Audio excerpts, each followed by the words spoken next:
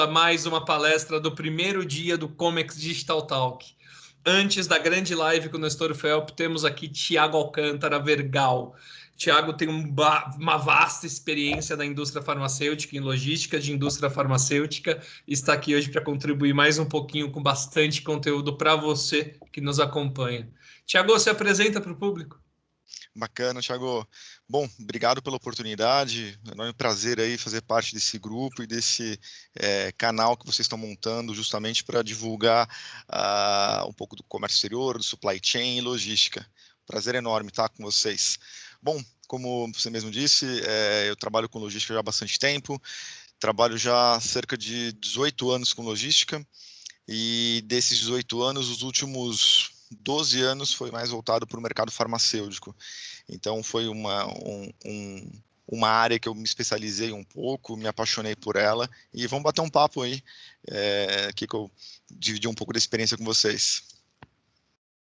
Perfeito, perfeito. E o tema hoje é logística na indústria farmacêutica, como já estava descrito ali no nosso site, nas divulgações. Mas a gente pode começar ali do Beabá, né, para dar uma introdução toda.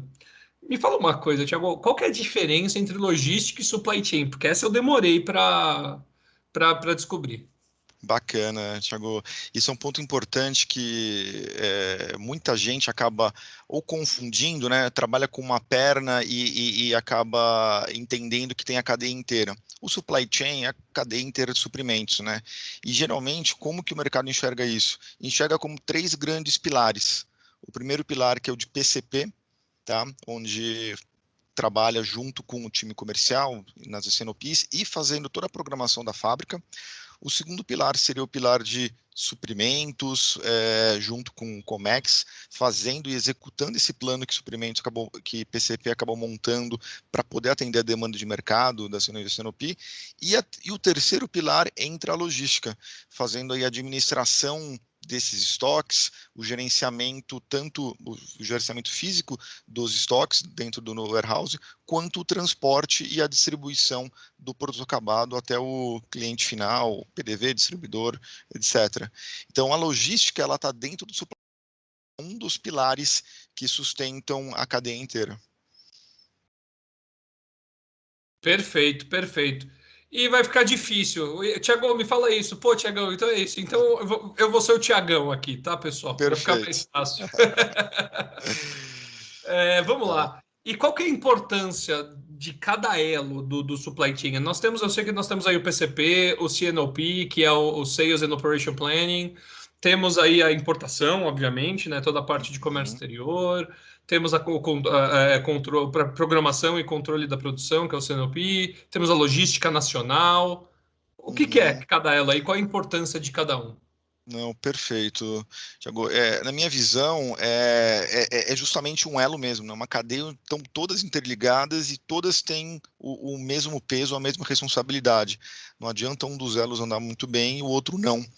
Tudo começa no PCP fazendo a gestão do processo de SNOP. O que é o processo de SNOP? Como você mesmo disse, SNOP é Sales and Operation Planning, onde, muito resumo, pega a demanda do time comercial, alinhado com o time de marketing, faz essa previsão estatística de como vai ser o futuro de demanda, converte isso em vendas, né, fazendo esses acordos. Desses acordos que saem na SNOP, onde o PCP pega e programa a fábrica para poder estar atendendo isso. E nessa programação, a gente acaba explodindo no MRP, onde gera toda a necessidade de materiais, e aí, com isso, a gente acaba fazendo o link com o time de Comex, justamente para poder garantir as importações para suprir essa demanda acordada com o time de vendas. E na área farmacêutica, o Comex é extremamente importante porque é muito natural os fornecedores da área farma estarem do outro lado do mundo, né? Estarem muito na Ásia e na Europa. Então, na verdade, a Ásia tem até um peso muito maior ainda do que a Europa. A China e a Índia sendo os grandes hubs aqui dos IFAs, né? IFAs são os insumos farmacêuticos. E os lead times são muito extensos. Só para você ter ideia, a gente programa colocando pedidos para até 12 meses futuro. Então, esse alinhamento tem que estar muito casado com a demanda de mercado, essas variações, para a gente poder fazer uma gestão correta do estoque de insumos, né? Então, depois que a gente, pegando o primeiro elo ali, PCP, SNOP, definiu qual que é a demanda, alinhou a execução disso com o time de Comex, em negociações com fornecedores, entra a logística nacional fazendo a administração física desses insumos, posteriormente a administração física do produto acabado, e depois entra o transporte fazendo a última perna, o last mile lá, entregando, concluindo esse pedido, né, que nasceu lá na previsão de demanda da SNOP e vai ser concluído quando a gente entrega o produto, dando exemplo aqui para os grandes varejistas, Droga Raia, Drogaria São Paulo, ou os grandes distribuidores. Perfeito. Eu vou fazer uma comparação agora. Se eu falar besteira, você me corrige, tá? Porque é Fica normal quando eu tranquilo. falo umas besteiras de vez em quando. Mas a gente pega, por exemplo, o time de S&OP de uma LG, de uma Samsung, sei lá. Eles têm uma previsão de vendas ali e tem uma importação de peças, de componentes eletrônicos que tem ali uma necessidade específica. Mas é muito mais simples do que a importação farma, por exemplo, né? E tem toda uma logística toda bem diferenciada, de manuseio, de transporte, por aí vai, né? Isso é o que eu imagino. Você pode me corrigir se eu estiver errado. A pergunta que eu quero te fazer é qual que é a grande diferença? Porque nós temos assim muitos engenheiros de produção trabalhando nesse Sales and Operation Planning, né? Para saber a demanda, para fabricar o produto acabado ou o produto final, chamem aí como desejarem, para a logística nacional distribuir e para o varejo, para os distribuidores e por aí vai. Na farma, qual que é a grande diferença? Elenca para a gente aí da tradicional da farma as diferenças. Não, perfeito. Na minha opinião, a principal diferença é na regulamentação e nas características do negócio. Quando a gente fala de uma LG, por exemplo, os spare parts, eu não tenho dúvida que a granularidade, a quantidade de itens pode ser muito maior até que da farma. Porém, essa importação e administração é feita numa condição normal, temperatura ambiente, embarques marítimos, porque dificilmente, aí eu desconheço a fundo spare parts eletrônicos, mas eu acredito que não tenha nenhum grande regulamentação ou pré-requisito de controle de temperatura ou umidade, por exemplo. Na farma já não.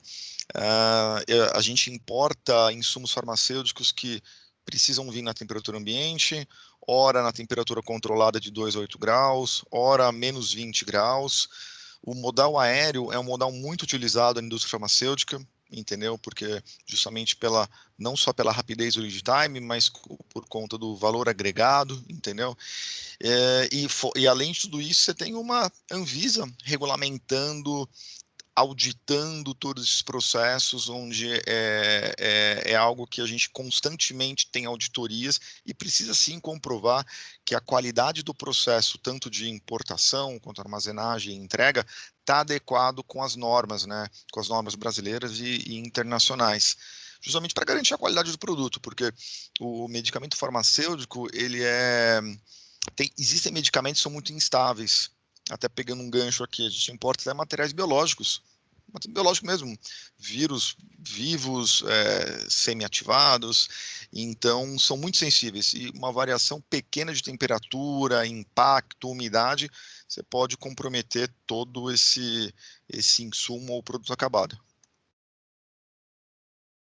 Muito bom, muito bom. E essa regulamentação é feita pela BPF e BPA, é isso? O que seria esse BPF e BPA? Então, a BPF e BPA são boas práticas de fabricação e boas práticas de armazenagem, tá?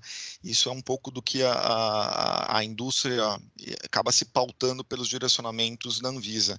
Então, a Uhum. Anvisa tem várias regulamentações, várias RDCs, e acaba condensando isso numa BPF, boas práticas de fabricação, boas práticas de armazenagem. E aí, as indústrias ou operadores logísticos, cada um acaba seguindo aí o caderno, né, esse checklist, Uhum. justamente para estar adequado e não sofrer uma sanção, uma punição, porque as auditorias da Anvisa são muito pesadas, então muito criteriosas, porque como tem que ser, nós somos usuários de remédios, né? O que a gente precisa aqui, quando a gente precisa do remédio, ele seja eficaz. E Uhum. então, eu posso falar que a Anvisa é um órgão que realmente audita, acompanha, e nas experiências que eu tive, esse é um processo que é muito, muito assertivo, tá? Legal. Aqui, antes da gente começar a gravação, você estava citando para mim o RDC 304 e 360. Você estava comentando um pouquinho sobre o transporte rodoviário e a rastreabilidade desse medicamento. Você pode falar o que você estava me falando, contar para todo mundo aqui? Claro, Uhum. legal. Como eu tô a Anvisa, ele é um órgão regulamentador que procura elevar o patamar da indústria e de toda a cadeia, né? Então, a RDC 304, o que ela traz? Ela traz a necessidade da indústria gerenciar e monitorar a temperatura até o ponto de entrega dos produtos. Em um primeiro momento, termoláveis, que são de 2 a 8, e num segundo momento vão ser os produtos também de temperatura ambiente, que o farmacêutico, na cadeia farma, a temperatura ambiente é de 15 a 30 graus. Porém, 35, 40 graus pode ser ambiente, mas para os medicamentos já não é adequado, entendeu? Então, isso vai trazer uma complexidade enorme, porque imagina que o Brasil tem dimensões continentais, a própria tecnologia para fazer esse acompanhamento hoje é muito cara, é muito custosa, e então as indústrias estão quebrando a cabeça como que isso vai ser aplicável no modelo de escala para ter a segurança que a Anvisa prega e exige por conta de estar seguindo padrões internacionais, e em contrapartida não onerar o custo do produto para que isso não seja impactado no cliente final. E aí a rastreabilidade um outro ponto que esse é muito interessante, cara.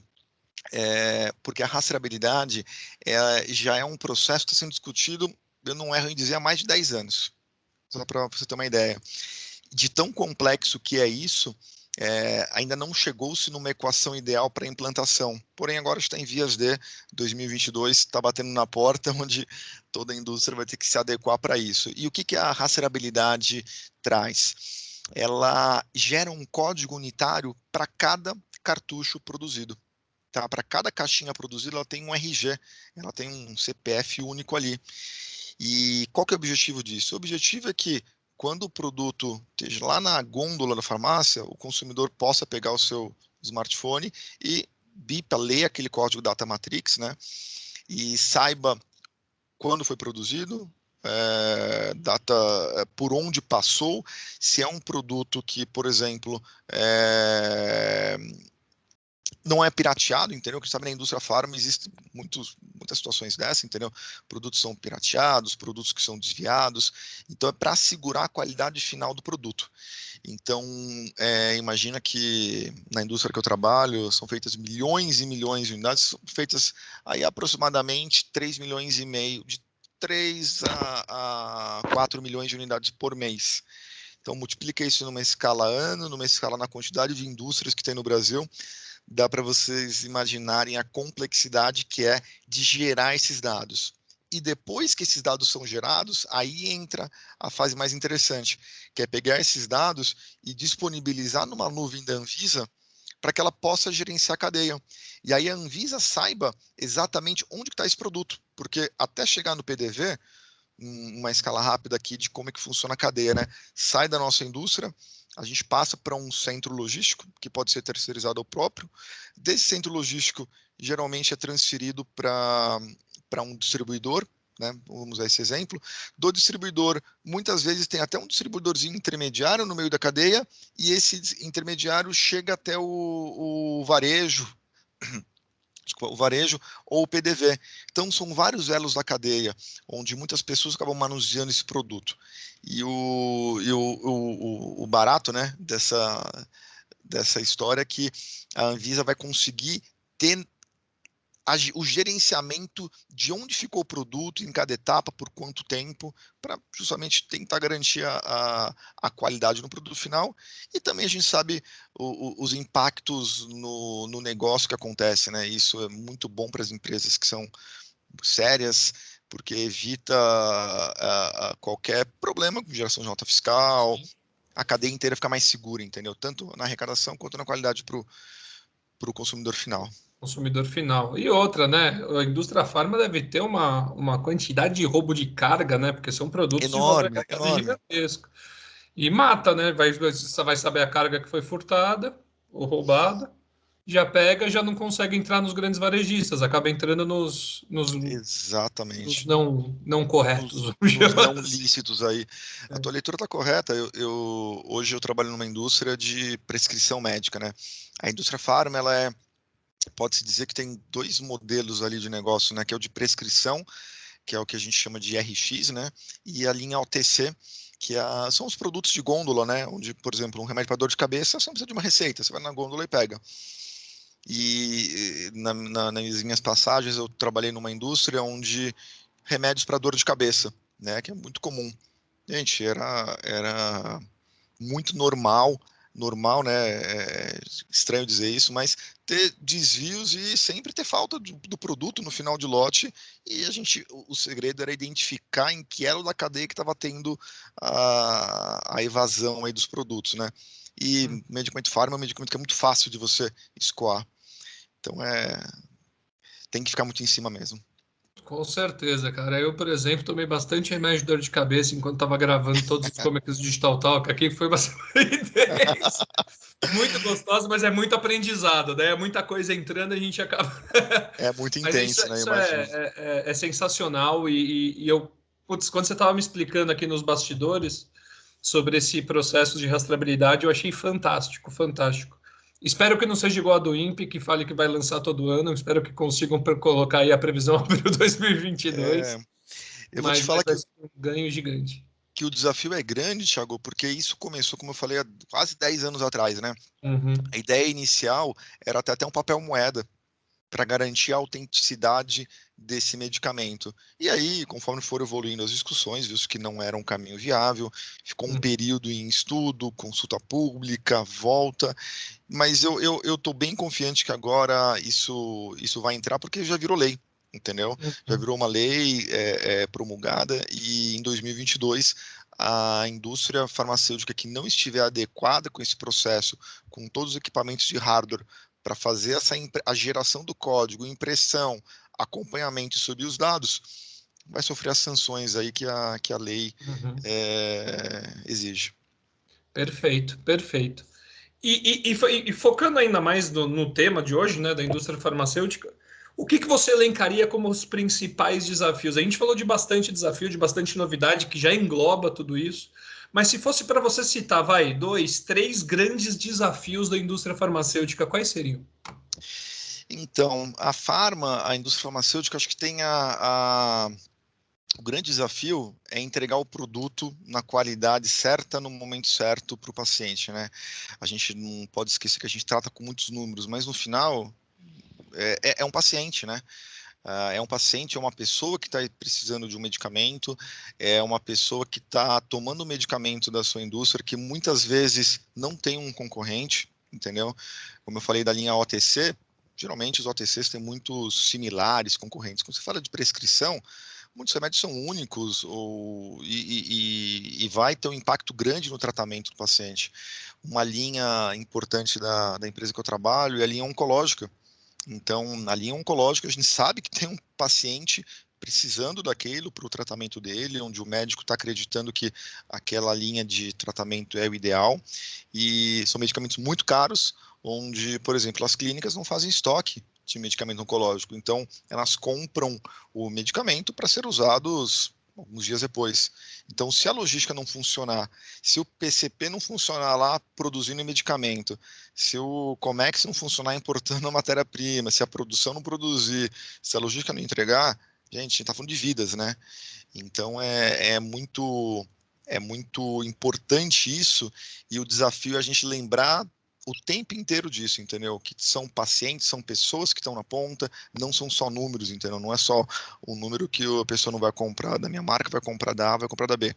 Não, tem que chegar no momento certo, na qualidade certa e para atender e disponibilizar para o É, maior número de pessoas, né? é uma grande responsabilidade, é uma responsabilidade gigantesca. O que mais você vê de desafio aí, Tiagão? Cara, durante esses 18 anos aí que eu estou na logística, um outro desafio que eu percebo é de encontrar pessoas qualificadas, entendeu? É, eu acho que não é só um privilégio da logística, eu acho que todas as áreas sofrem com isso, né, com profissionais. Tem um ditado que diz o seguinte: se você acha um profissional caro, você não sabe o preço do que é um profissional ruim, né, cara? O profissional bom é caro, é Pô, porque você nunca teve um ruim para te mostrar o preço, o quanto custa isso, né? uhum.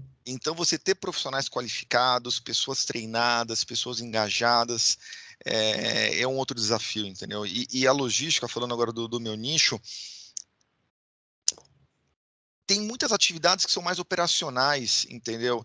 Então, você precisa ter pessoas que estejam preocupadas com o operacional, estejam preocupados em se desenvolver, porque a logística ela tem uma capilaridade enorme, enorme. Então, ela contrata desde da base da pirâmide, das pessoas que acabaram de ter a formação no ensino médio, quanto pessoas com MBA, entendeu? MBA Uhum. exterior, com mais alto grau de Uhum. graduação, de especialização, porque a logística permite isso, né? Tanto o planejamento tem que ser muito bem feito, mas além de um bom planejamento, eu digo que tem que existir uma execução com excelência, uma coisa não anda com a outra.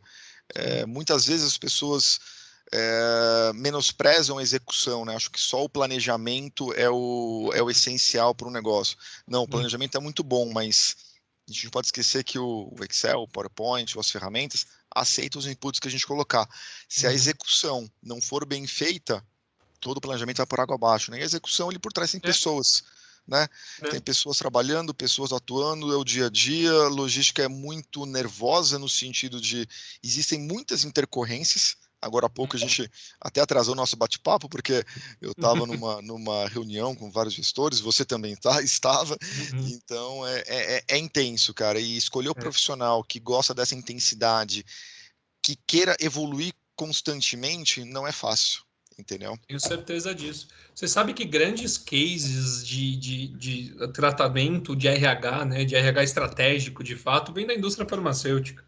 Você pega time de strategic sourcing, de busca de profissionais, né, de diversos nichos, de você ter a cabeça de conseguir entender que você pega topo, base e meio da pirâmide para todos os processos, nível de gerenciamento, você pega muitos valores e culturas sendo aplicados na indústria farmacêutica, pregados diariamente, devido a toda essa responsabilidade que tem. Eu sou fãzaço da indústria farmacêutica nesse sentido.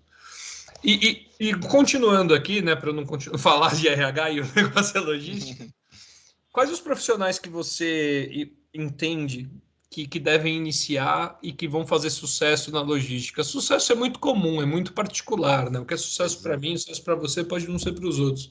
Então, mudando isso, qual é o tipo de perfil que você entende que é indicado para a área de logística e na logística farmacêutica? Legal, Thiago.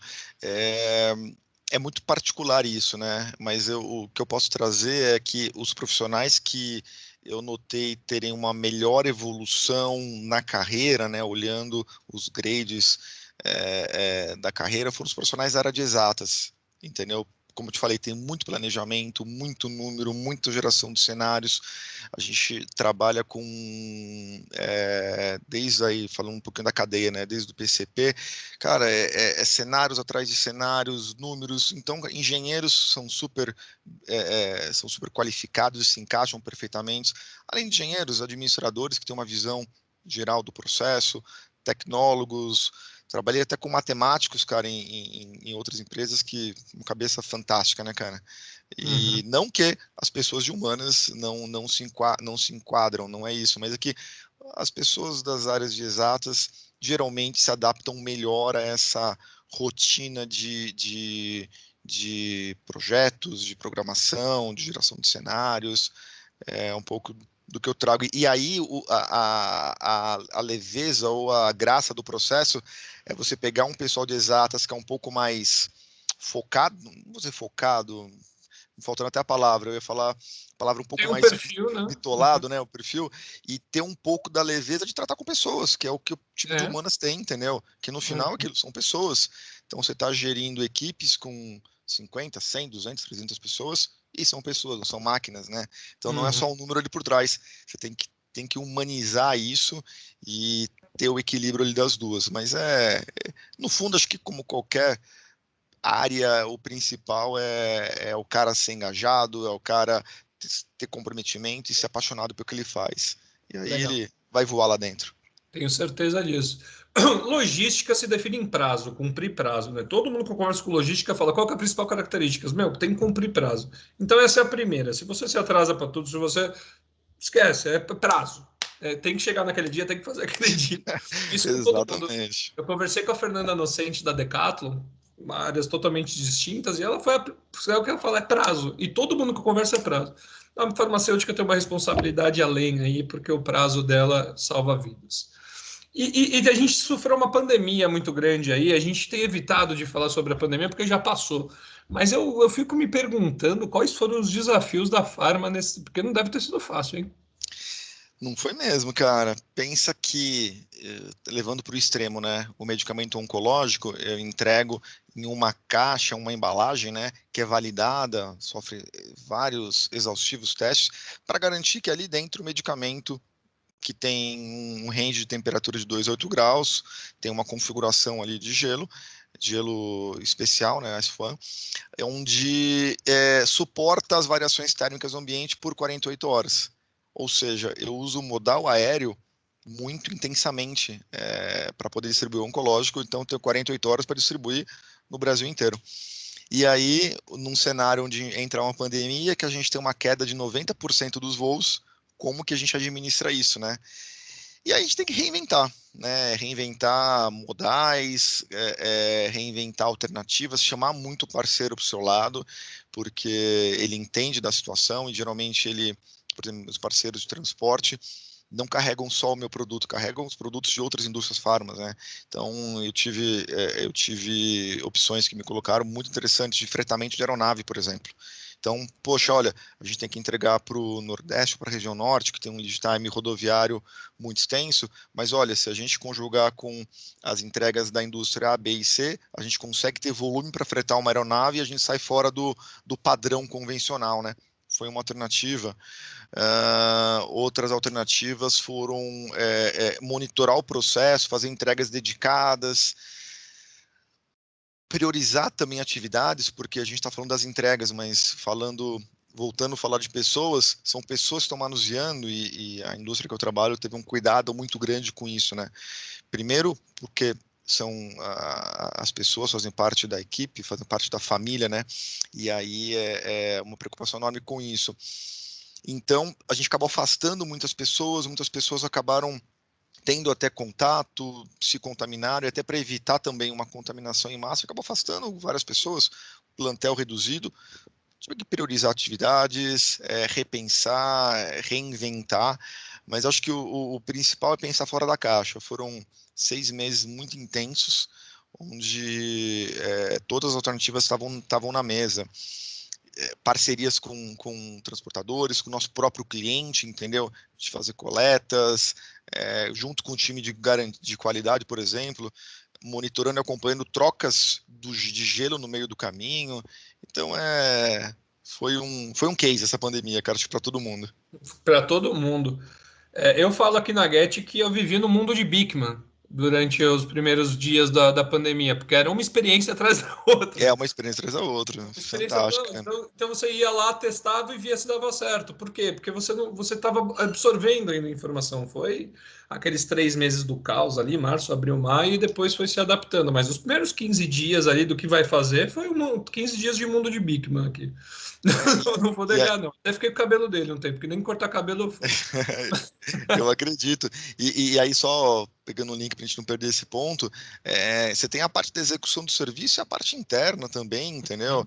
Eu acho que a gente, como profissional, amadureceu uns 10 anos aí com digitalização, a Uhum, própria comunicação que passou a ser fundamental. Imagina você comunicar, a fábrica de trabalho tem 3.000 pessoas. Então, uhum, fazer uma comunicação clara, assertiva, sem causar pânico, para poder manter os serviços essenciais, que medicamento, quando teve aquele lockdown aqui em São Paulo, a indústria farmacêutica continuou trabalhando porque é um bem essencial, né, como sim, outros aí. sim. Então, a gente como profissional, acho que amadureceu uns 10 anos. Os cabelos brancos aqui, não tenho muitos, mas alguns aí eu ganhei nesses 3 meses. Verdade. E você falou bastante de se reinventar, de ter prioridade, de conseguir se adaptar ao momento e conseguir atender a todos os processos. Isso deve ter exigido, com certeza, uma gestão de KPI, uma gestão de indicadores, aí chamem como vocês desejarem, KPI indicadores muito forte. Quais são os principais indicadores aí da logística que você poderia citar aqui para a gente? Legal. Você comentou que é o tempo do processo, né? O tempo de entrega. A gente chama muito aqui do lead time, né? Só que na logística, a gente acaba medindo várias etapas desse lead time, né? Onde a gente acaba agrupando num OTIF. OTIF é uma sigla que é um time in full, onde a gente mede desde a colocação do pedido até a entrega no cliente final. Até o meu cliente colocar o pedido, né? Deixa eu vir na câmera aqui, minha mão passou, desculpa.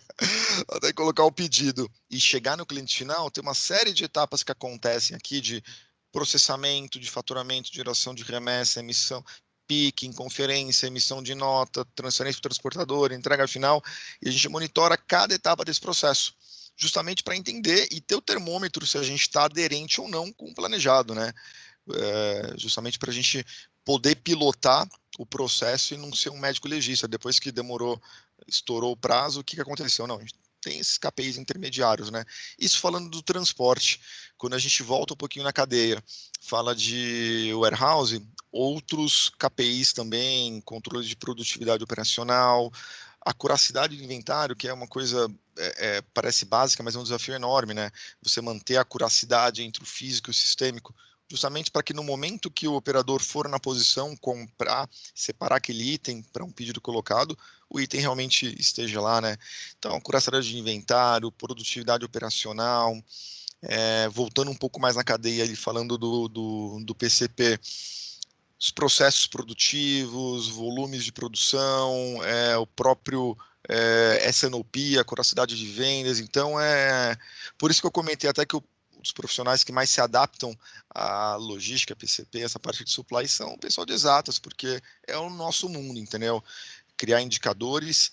E um ponto muito interessante que eu gosto sempre de falar com a minha equipe, Thiago, é que o KPI ele tem que direcionar a gente para algum lugar. É muito normal as empresas ou até Sim. alguns gestores, pessoas, criar KPI por criar. E aí eu falo, não, a gente tem que separar o que é informativo do que é de tomada de decisão. E o KPI tem que ser justamente para dar um direcionamento, ele tem que estar sempre comparando com alguma coisa, né? Ou um histórico, ou um target, saber se você está abaixo ou acima da meta, e o que vai ser feito para retomar o indicador para a meta caso ela esteja abaixo, entendeu? É fundamental. Com certeza. O que eu já ouvi de gestora criando KPI para ver se o cara está trabalhando ou não, viram com uma comprovação de trabalho.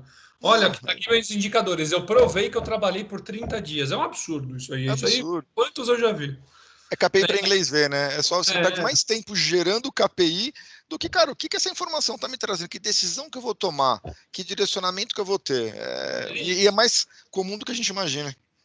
Coloca num gráfico bonito e fala que fez, fala assim, e daí?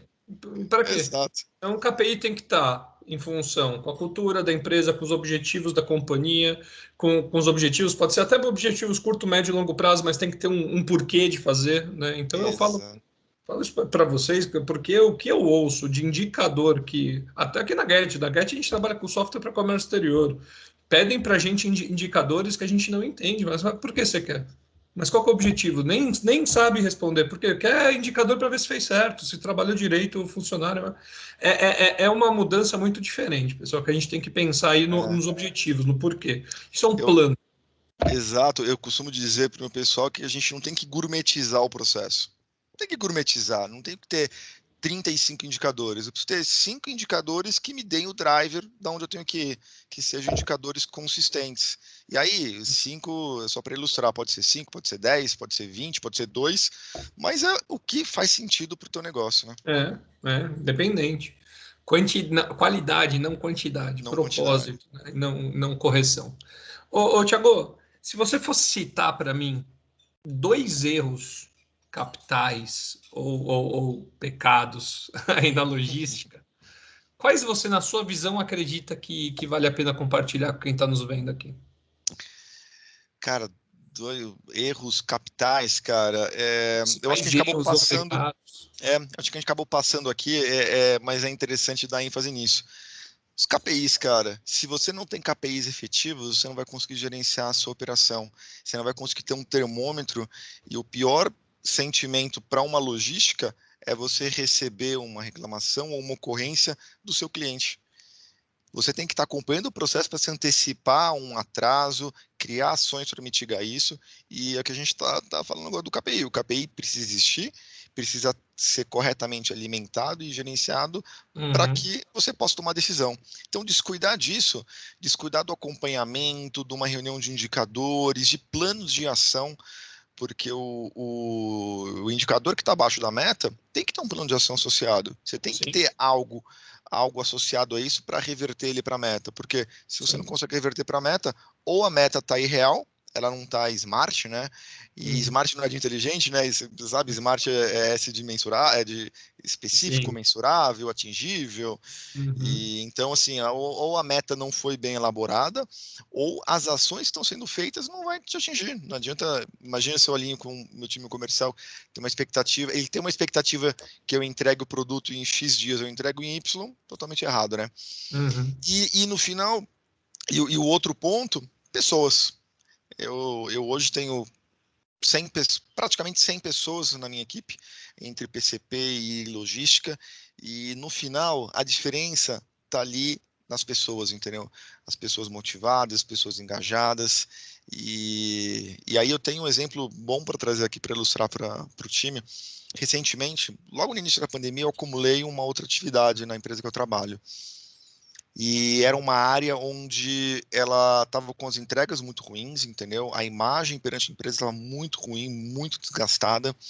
E aí a gente conseguiu reverter essa imagem, reverter as entregas. Hoje a gente saiu de, só para ilustrar, patamares de 40% de entrega para 95% de entrega, alinhamento de expectativa, com as mesmas pessoas. Então, a gente, como gestor, precisa entender a necessidade do nosso colaborador, o que que motiva ele, o que que faz ele levantar de manhã cedo. Não é É só o isso. salário, né? Salário é fundamental, é importante, não tem sombra de dúvida, todo mundo tem conta. Mas, cara, o que que motiva ele? É um parabéns de um trabalho bem feito, é um reconhecimento, é um coaching mais de perto, é um Uhum. direcionamento, o que que faz o cara levantar? Então, Isso o aí. gestor tem que conhecer sua equipe, cara. Então é KPIs e equipe. Esses dois, na minha opinião, é o que faz a diferença no processo. Liderança. Liderança, exato. Liderança. Eu vou falar sexta-feira com a Gislaine e a gente vai falar um papo super bacana sobre liderança no comércio exterior. Ah, Tipos eu de vou. liderança, papo para saber tratar cada um dos seus perfis de liderados. Cara, isso é muito legal. Esse é essencial para vocês aí que são líderes ou vislumbram ser líderes um dia. E outra coisa que eu falo de pessoas aqui, a tecnologia, eu que venho de tecnologia, ela tem como um objetivo, entre diversos da transformação digital, potencializar o tempo e o talento humano das pessoas. E existe tecnologia na logística, né? Então, para a gente finalizar esse bate-papo aqui super bacana, o que você tem a dizer sobre a tecnologia na logística, Tiago? Bacana, cara. Isso é fundamental mesmo, entendeu? A gente vem evoluindo, eu acho que como todos os segmentos, mas eu quero fugir do clichê ali 4.0, que eu acho que muita gente aqui deve estar ouvindo, mas a logística também vem acompanhando essa evolução, entendeu? Então, hoje em dia, a gente tem muitos softwares que nos apoiam, existem softwares fundamentais. Para você fazer um gerenciamento de estoque, é fundamental você ter um bom WMS, né? WMS é o Warehouse Management System, para Uhum. você poder gerenciar e alocar o teu estoque de uma maneira inteligente, que tenha o quê? Um menor deslocamento do seu operador, que ele seja mais produtivo, que ele encontre o produto. Então é fundamental um WMS. TMS é a mesma coisa, só que é para o transporte, fazendo uma roteirização, Uhum. entendeu? É, existe na empresa que eu estou hoje tem uma tecnologia muito bacana que eu acho não é exclusividade nossa, mas é recente para que a gente implantou, que é o RPA, que é uma parte de robotização. Então você acaba fazendo as atividades mecânicas, você deixa para a máquina estar executando, entendeu? Faz uma programação, é como se fosse um paralelo com uma macro no Excel, que você aperta o Uhum. botão, a macro roda. Só que é uma macro que roda no Internet Explorer, no Outlook, no Excel, no seu ERP, né? SAP, Oracle, TOTS, o que for. Então ele replica os movimentos. e é muito legal que você pode mandar e-mail pela API, e você ganha tempo, você ganha produtividade com isso, né? Assertividade, controle, e é uma infinidade de coisas. Chegou isso, eu acho que a gente está numa era agora que é engraçado. A gente acorda hoje, que ele vai dormir e a gente está desatualizado. Eu consigo algumas empresas aqui de automação e, cara, existem as separações automáticas, entendeu? A própria Amazon nos Estados Unidos já está fazendo testes, executando entrega via drone, entendeu? Então, entrega nos centros urbanos via drone, olha só, totalmente robotizado. Então, a tecnologia por trás para suportar a exigência do nosso público é essencial, né? É essencial. A gente teve a oportunidade aqui, a gente está acabando o primeiro dia, tem o Thiago, daqui a pouco no Nestor Felp, que vai falar de inovação no supply chain. Acompanha, ele é diretor Latam na Natura, vale muito a pena esse ao vivo que a gente preparou para vocês. E hoje a primeira e a segunda palestra do dia foi com a Ana e com o Daniel, que são duas startups. O que está crescendo de startup na logística, que tem ajudado em pontos cruciais, é gigantesco. A Ana com a Flows, o Daniel com a CargoSnap. Se você acompanhou o dia todo, você viu aí o quanto que eles estão apoiando o mundo da logística. E, Thiago, a gente chegou ao fim desse bate-papo, super bacana que a gente teve, e eu vou abrir aqui um espaço para a sua consideração final e agradecer imensamente a tua participação, que eu sei da sua correria, sei do teu dia a dia, e reservar aqui uma horinha para falar com a gente, eu compreendo todo o processo para que todo mundo que está aqui vendo possa absorver essa quantidade de conhecimento que você trouxe para a gente. Palavra final, cara. amigo. Eu só tenho que agradecer a oportunidade, entendeu? É um prazer mesmo, me senti honrado com o convite que vocês me trouxeram. Eu acho que a logística a gente precisa mesmo falar cada vez mais, porque as inovações que acontecem, a gente nunca vai estar atualizado, né? Então, esse bate-papo, essa troca de experiência é fantástica. E eu só tenho que agradecer a oportunidade pela confiança aqui de dividir um pouquinho da minha experiência com o pessoal aqui. Muito obrigado. Demais. Muito obrigado, Tiagão. E aí foi um papo de Thiago para Thiago, mas se você ficou confuso, Thiago é tudo igual, então agora a gente vai para o Nestor Felp, um papo super bacana, ao vivo para você, vai ter Jonas Vieira lá, vai ter o Nestor, a gente só finalizar o primeiro dia do Comex Digital Talk, tem mais 4, tem ainda o dia das comerciais importadoras Trading Companies, que é amanhã, tem o dia do agenciamento e desembaraço na quarta-feira, o dia das importadoras e exportadoras na quinta e o dia do profissional de comércio exterior na sexta-feira. E óbvio, as mentorias todos os dias. Hoje tem mentoria de venda complexa, mentoria de como gerar conteúdo para o comércio exterior. É muita coisa. Somos sim os maiores e o maior evento de Comex do Brasil. Obrigado pela sua participação e vamos para o vivo. Obrigado.